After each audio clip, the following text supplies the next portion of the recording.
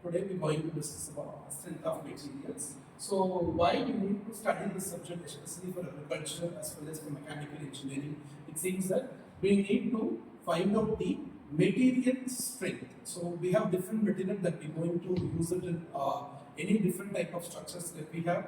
One is about mild steel because this is the commonly used material in everywhere. This another one is about copper, aluminium, brass. So these are the different material that we're going to use it for making any different type of structures. So we're going to find out the strength of those materials. Strength, we are saying that we're going to calculate the stress. We're going to calculate the stress strain of those materials. How it is behaving. These things we're going to study. So the main objective of this particular course is about to find out the stress and behavior of those materials. So that we're going to discuss here. This is first strength of material. And after completing of this courses, the student should learn how to calculate those stresses, how to find out the behavior of those materials. Because let me take any structures. I'm going to construct a beam. For example, I'm going to construct any different type of structures. Either it is a vertical frame or either it is a horizontal frame. Even in horizontal frame, so here it is a structural element, this is a horizontal member and these two are a vertical member. So here we are going to see the performance of those vertical as well as horizontal member. For example, when we have a horizontal member, in the horizontal member, if any load which is acting on the horizontal member, how this horizontal member will behave and how this behavior will have to take in account and find out the stresses, strain and all this parameter will be calculated, and based on this horizontal member will be suited for this kind of loading. So for example, I have taken it, if 100 kilonewton is acting, that's the total load which we calculated for the entire structure is about 100 kilonewton. So this 100 kilonewton is apt for this particular horizontal member or not, that we are going to calculate it. So this is the basic objectives in the outcome of these courses that student has to learn. And so now we move on to this, what is strength of materials. So before getting to this syllabus of all these 5 units, and let me see what is strength of materials. So strength of materials is a mechanism of material. Here we completely going to discuss about the behavior of the solid object that which is subjected to the stresses that we are going to discuss here.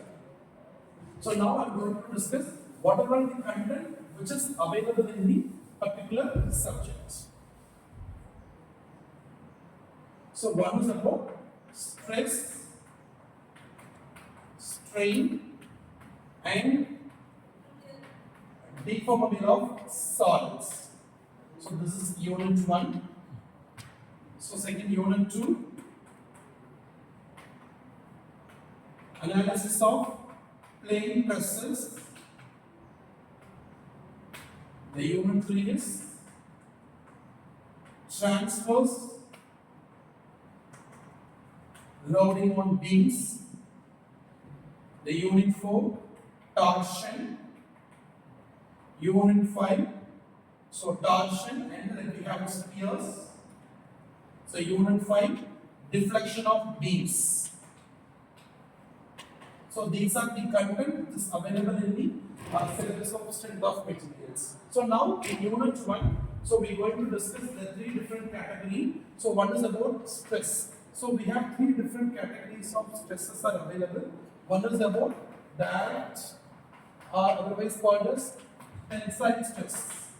Okay, when I'm stretching any member, crossing to the length of the member tends to elongate it. For example, if we have a rubber band, so the original sizes of the rubber band, let me take it as D. When I'm stretching it, so this is the original size of the rubber band. When I'm stretching it or when I'm just pulling it out due to the applied load, so the diameter of this particular rubber band will become elongated according to the longitudinal axis. Longitudinal it means the length.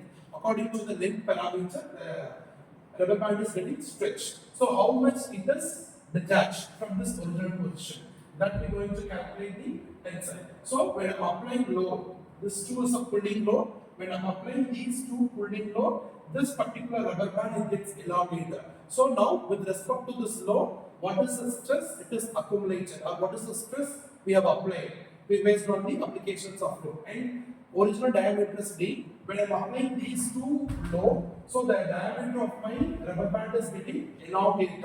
So this is the diameter, original diameter D. After stretching out and after pulling it out, the diameter of my rubber band is getting increased. So we can take it as D dash. So the changing diameter with respect to this original diameter, that we have the same. How much it gets modified. The modification is done because of my applied load.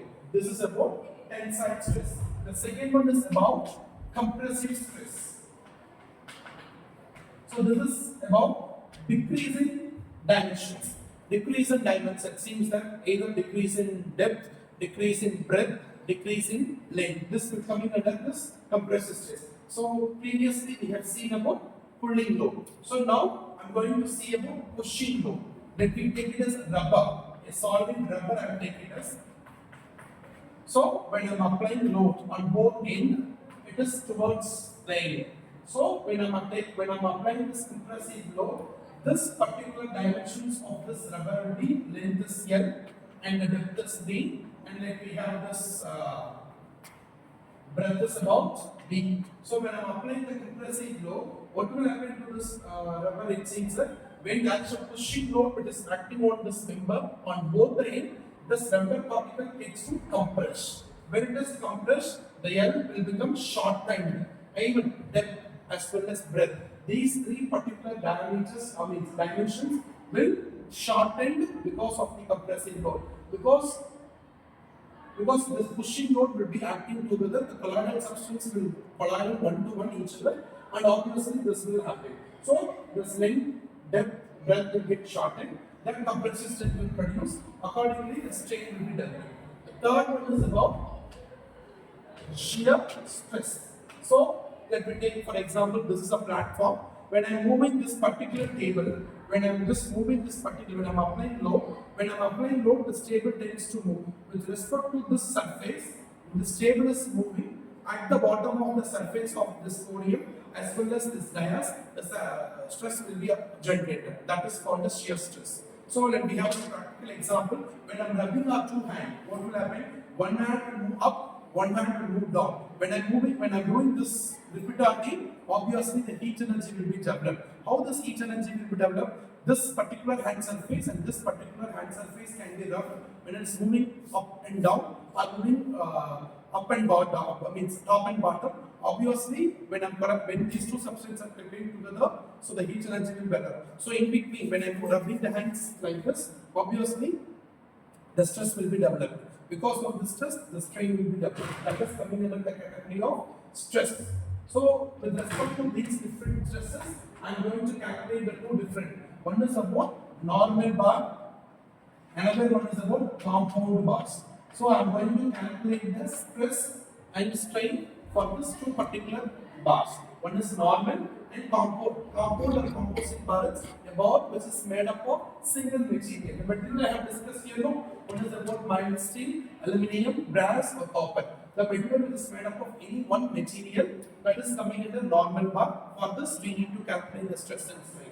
Composite means a combination of more than one material. For example, either we can take aluminium or brass, mild steel or aluminium, mild steel or brass. When we have a combinations of more than one material, that we can say this one is composite bars. So how this composite bars will behave when the load is applied in horizontal as well as in vertical. That we are going to discuss here in the unit 1. So when any material which is subjected to loading, obviously there is a deformation. For example, let me take this choppers. So here, let me take this choppers. When I am applying the load at the bottom, at the middle, what will happen? These two ends are fixed. The two ends are fixed. When I am applying load at the mid surface, what will happen to this choppers? When I am applying the load within this limit, when I am applying the load, the body or any object which tends to deform based on the applications of external load. So it gets deformed. See, let me see, have this imagine. So this is the object. So both ends are either we have fixed and I am applying the load. When I am applying the load, the body it gets deformed like this. depend upon the applications of external load which we are doing. So this is the deformation difference.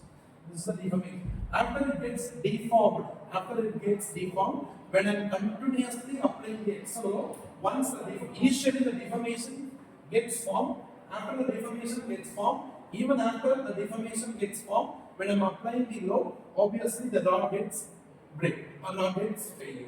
This is we are going to discuss in unit 1.